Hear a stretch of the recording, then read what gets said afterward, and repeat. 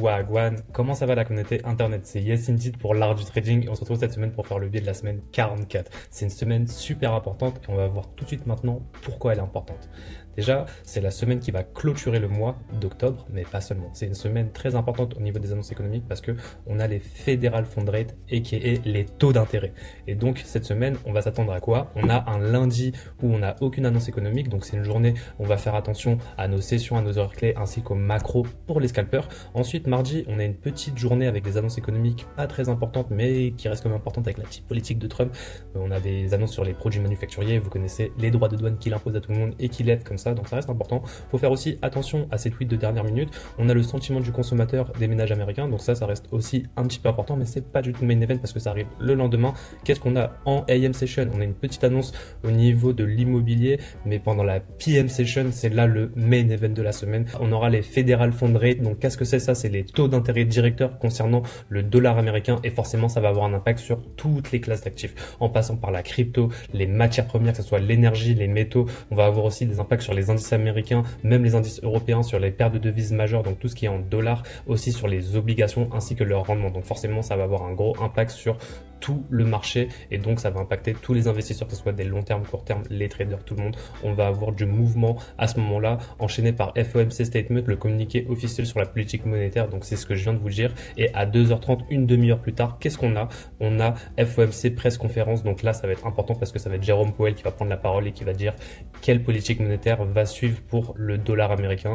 Et le jeudi, qu'est-ce qu'on aura? Enfin, si on l'a, parce qu'on est encore en tentative, on aura Advent GDP, donc le trimestriel, première estimation du PIB trimestriel. C'est la photographie la plus complète de la croissance américaine et ça va s'accompagner aussi de certaines grosses entreprises du SP500 qui vont publier leurs chiffres trimestriels. Donc ça reste important. Le vendredi, le deuxième main event de la semaine, et ça sera aussi en tentative si c'est publié. Pourquoi? Parce qu'on est toujours dans le shutdown américain. On aura le Core PCE Price Index, l'indicateur préféré de la Fed concernant l'inflation, et ça sera enchaîné par Unemployment Cost Index, l'évolution des salaires sur le coût du travail, et c'est utile également pour juger la pression inflationniste. Et donc l'inflation, forcément, ça va avec quoi? Ça va aussi avec la politique monétaire. Donc 2 jours avant, on a des décisions sur les taux. Et est-ce que ça va impacter l'inflation juste par la suite? On verra ça à la fin de la semaine. Et on clôturera la semaine sur cette annonce économique si on les a encore une fois. Pourquoi? Parce que comme je viens de te dire, il y a le shutdown américain le plus long de l'histoire. Les États-Unis sont toujours plongés dans le plus long shutdown de leur histoire. Certaines données risquent encore de ne pas être publiées ou retardées. Et cette semaine, comme tu le sais, en Europe, on a changé d'heure ce week-end. Et aux États-Unis, pas encore. Donc, il faudra que tu fasses attention à être sur le bon fuseau horaire quand tu vas venir trader le price action. Et donc, les main events de la semaine, tu l'auras compris, c'est les taux d'intérêt et la conférence de presse menée par Jerome Powell le mercredi. Et le vendredi, qu'est-ce qu'on a? On a le Core PCE. Donc ça reste aussi important parce que ça concerne l'inflation aux États-Unis. Et un petit mot sur la politique externe des États-Unis concernant Donald Trump, bien sûr. Qu'est-ce qu'il fait? Il est toujours dans ces histoires de frais de douane où il donne des frais de douane à tout le monde, la Chine en premier. Vous connaissez le monsieur, il met des claques et ensuite il vient négocier avec toi des nouveaux contrats. Est-ce que ça va durer encore longtemps? On ne sait pas. On n'est aussi pas à l'abri qu'il fasse un tweet de dernière minute qui puisse faire trembler le marché. Donc ça, c'est aussi important à notifier. Et comme je l'ai dit, ce mois-ci, on clôture le mois d'octobre. Donc ça reste une semaine assez très importante pour voir comment notre bougie Monthly va clôturer. Maintenant que ça c'est dit, on peut passer sur le price action.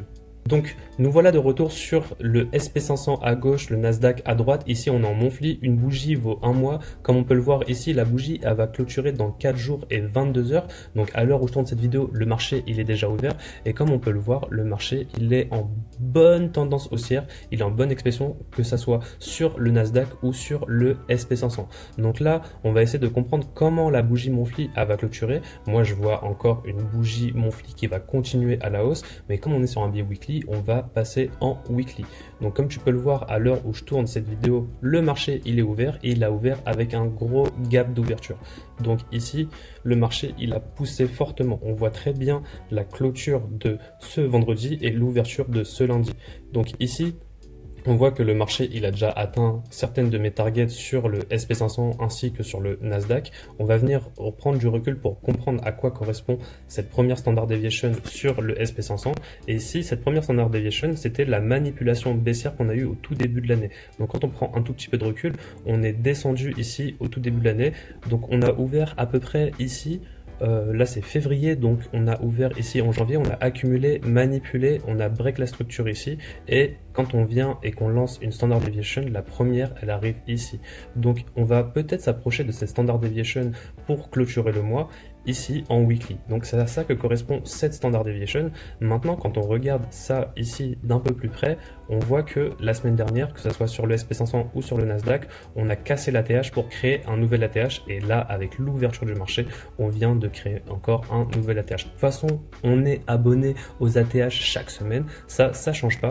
Et donc ici, on a aussi ouvert la semaine dernière avec un gap d'ouverture, on a eu un beau volume imbalance, on est revenu dedans, donc on pourrait réavoir ce phénomène ici. Mais moi ici je vais être bullish jusqu'à preuve du contraire, que ce soit sur le SP500 ou sur le Nasdaq. Le Nasdaq c'est exactement le même price action, et donc là ce qui va être important c'est de comprendre d'où on vient. On vient d'ici, de ce bas, on a fait ce high ici, on a retracé dans le discount, on a fait une semaine d'accumulation, et la semaine dernière on a cassé l'ATH comme je l'ai dit précédemment.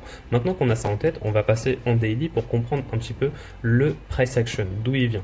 Donc le price action, d'où il vient de cette manipulation ici. Cette manipulation ici, quand on vient et on place notre standard deviation entre la 1 et 1.5, on a bel et bien eu un retracement, et ensuite on a eu ce point haut, on a eu cette bougie, c'était le moment où Trump il a menacé la Chine de mettre des frais de douane à 100%, et donc ici qu'est-ce qui s'est passé? Gros retracement qui nous a permis de venir dans la zone qu'on vient de voir en weekly. Ensuite on a eu une belle accumulation, et la semaine dernière qu'est-ce qui s'est passé? On a cassé ce niveau, on a clôturé par la suite au-dessus, donc le lundi on a clôturé au-dessus, on a retracé dedans, et en fin de semaine on a clôturé pour faire un plus haut historique ici en cassant l'ancien plus haut historique. Là comme j'ai dit précédemment, on a ouvert avec un gap d'ouverture, et donc ici quand on vient, on voit qu'on a déjà atteint la -2 standard deviation vis-à-vis de cette manipulation. En fin de semaine, on pourrait atteindre la -2.5 standard deviation, donc ça va être les niveaux d'attrait du prix qui vont m'intéresser. Ici, la -2.5 au niveau des 25 991, qu'est-ce qu'on a juste au-dessus? On a les 26 000 au niveau des chiffres institutionnels. Donc les 26 000, ils vont m'intéresser cette semaine, pourquoi pas pour une target finale sur le Nasdaq. Donc ça, c'est les chiffres qui vont m'intéresser au-dessus. Ici, on voit bien qu'on a un petit volume imbalance, et ce volume imbalance, il va être très très important, parce que quand on va passer en 1 heure ici, on va se rendre compte de quoi? On va se rendre compte qu'on a un beau RTH gap.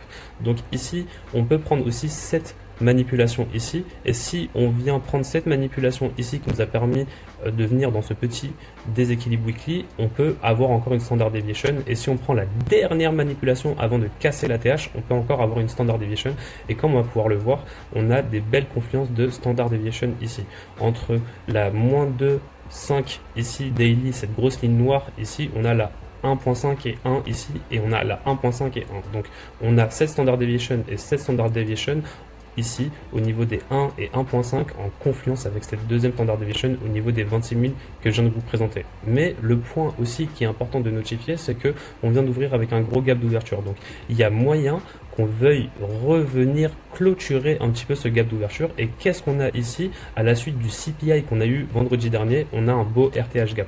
Ici, pour pouvoir voir le RTH gap, il faut passer en horaire de trading régulier comme ceci, et on va pouvoir voir que ici on a une absence de cotation, donc il y a fort moyen que le marché veuille revenir dans ce niveau là.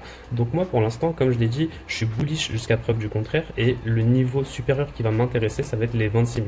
Mais forcément ces standard deviation ici, la -1 ainsi que la -1 ici, elles vont aussi m'intéresser, et elles sont juste avant la 2.5 standard deviation daily que je vous ai montré. Donc la -1 ici, elle atterrit à peu près sur les 25 870, donc 25 900 c'est juste à côté, ici c'est 25 950, et ensuite on a les 25 993 juste au-dessus, les 26 000 comme je l'ai dit. Et ici ce RTH gap, il est entre les 25 472 et les 25 278. Donc forcément ici moi je suis bullish jusqu'à preuve du contraire, mais si jamais le marché il veut manipuler et faire un bas de semaine à l'intérieur avant d'aller chercher la 2.5 standard deviation au niveau des 26 000, je ne serais pas surpris.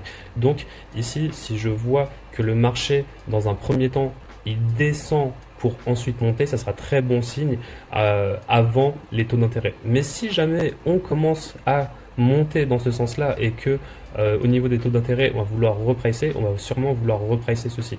Moi ce scénario c'est celui que j'attends pas, j'attends plutôt ce scénario là, plutôt une accumulation, manipulation pour revenir dans ce New Week Opening Gap ou ce gap d'ouverture qu'on a depuis l'ouverture du marché actuel et revenir dans ce RTH Gap. On n'est pas obligé de revenir le combler à 100%, mais qu'est-ce qu'on a ici? On a ce niveau jaune, c'est un volume imbalance daily qui est en confluence avec un niveau de volume imbalance weekly. Donc je vais venir vous remontrer ça maintenant en daily. En daily, qu'est-ce qu'on a? En daily, hop, je décale la flèche ici, on a ce volume imbalance ici. Ok, donc on pourrait revenir dessus. Et en dessous, qu'est-ce qu'on a en weekly? On a le volume imbalance ici. Donc celui-ci, je m'attends à qu'il reste ouvert, mais si on revient sur l'ancien ATH, il y a moyen qu'on veuille aussi revenir sur ce volume imbalance daily. Et ce volume imbalance daily, comme je viens de vous le montrer en 1 heure, il est en confluence, il est juste en dessous de notre RTH gap actuel qu'on a eu vendredi dernier avec le CPY. Donc moi ça c'est ce que j'attends sur le Nasdaq, et si on prend la même chose sur le SP500, on a exactement les mêmes niveaux sur le SP500, on a exactement la même standard deviation à tracer d'ici, et là on voit qu'on a déjà atteint la -2, on pourrait atteindre la -2.5 qui est en confluence avec la standard deviation que je vous ai présenté au tout début de cette vidéo. Si on passe en 1 heure, on a exactement aussi le même RTH gap ici qu'on peut retrouver. Donc ici, ce RTH gap, j'ai passé en regular trading hours pour que vous puissiez le voir aussi, il est là. Donc si on veut revenir quelque part dans le discount, ça sera dans ce niveau-là. Maintenant, quand on passe en electronic hours, on peut se rendre compte qu'on a ouvert avec un beau gap d'ouverture. On a déjà atteint la 1.5 ici, donc ça serait pas déconnant d'avoir un retracement pour combler ce gap, comme je l'ai dit sur le Nasdaq, et vouloir remonter pour faire encore des plus hauts, aller chercher cette standard deviation, celle-ci, et pourquoi pas la weekly qui est en confluence avec la standard deviation daily au niveau des 6952. La deuxième standard deviation 0.5 daily ici, elle est au niveau des 6959. Qu'est-ce qu'on a juste au-dessus? On a pas très loin les 7000 au niveau de la deuxième standard deviation ici. Donc ça peut être très très important de voir que on peut avoir un price action qui va continuer à monter. Donc maintenant je vais revenir mettre la perspective en daily sur nos deux actifs. Et il y a tous ces niveaux-là qui sont plutôt intéressants au niveau du price action. Donc t'inquiète pas, hein, comme d'habitude dans la suite de la vidéo, je te mettrai les screenshots de ce qu'on vient de voir pour que tu puisses toi aussi annoter tes propres graphiques si tu le souhaites. On vient de faire le biais de la semaine 44. On se retrouve pour le biais de la semaine 45. C'était Yes Indeed pour l'art du trading. Je te souhaite une très bonne semaine de trading. Allez, ciao ciao ciao.